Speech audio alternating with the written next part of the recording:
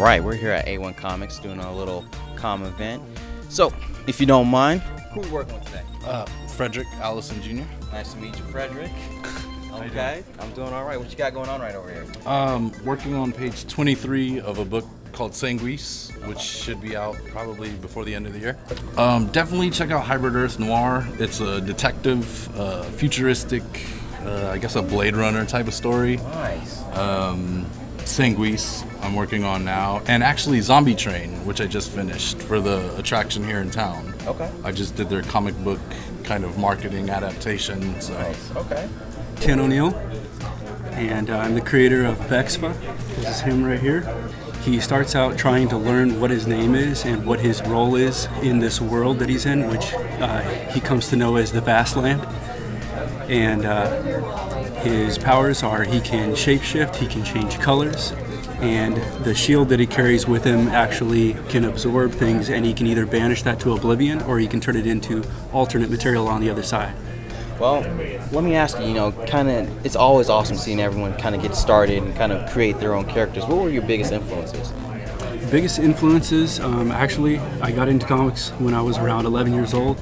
I was given a stack by my cousin and had Sam Keith in there, Jim Lee, Mark Silvestri. The greats. Yeah, all of, pretty much a lot of the Magnificent Seven, the Image guys, Right. And so, that just sort of stuck with me, and I started looking into it and trying to find out, why do they draw like they do? What's the purpose of the cross-hatching, things like that?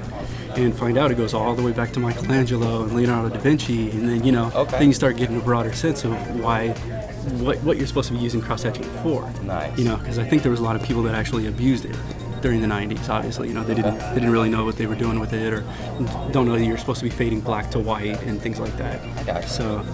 So it just became like an obsession, the line work. I'm the artist and co-creator of Princeless, which is an all-ages comic about a Princess Adrienne Ash, who is locked in a tower by her evil, or maybe just really old-fashioned kind of parents. Okay. Royal family locks all the sisters into various towers, and Adrienne decides to bust herself out. Prince Charming is taking too long and he's dumb. Yeah, basically. Any big tips for, other than coming to your class, obviously, but any big tips for anyone who's trying to get started, kind of? Go to conventions. Talk to people, talk to everybody at the shows. Go to events like these. This is a really great event today, just because it brings together local artists, and it's also the size being small. A show isn't bad when it's small. In fact, it's better when it's small, because you can actually talk to people, and you'll be surprised by the number of people. There are big names that come to the shows, like SatCon, and the recent Santa Rosa Toy Con had Mark Baudet, who did Cobalt 60 and stuff like that. Billy D. Williams showed up. Yeah, well, he's not a comic artist, but he's still great. He draws the people in. Yeah, yes, indeed.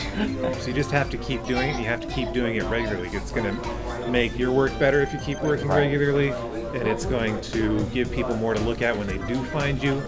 And it's going to put you in a really good habit to be able to regularly produce things, because when people talk about deadlines being murder, they're not kidding. They are very hard. If you get that gig, you need to be able to keep up. So having that practice of regular engagement, regular presence, and regular efforts to go out and meet people and talk to them and find out what they're doing well that you can maybe adapt for your own, that sort of thing is always good. For artists, I would say try to get the anatomy down first, because personally I think the hardest thing mechanically for me to get my grasp on was perspective. But once I actually got perspective down, the anatomy is still the hardest part about rotating it in that perspective, and unless you're going to use a program to three-dimensionally spin them, you're going to have to sort of get the body down. Yeah, just meet the right people, man. Be in the right place at the right time.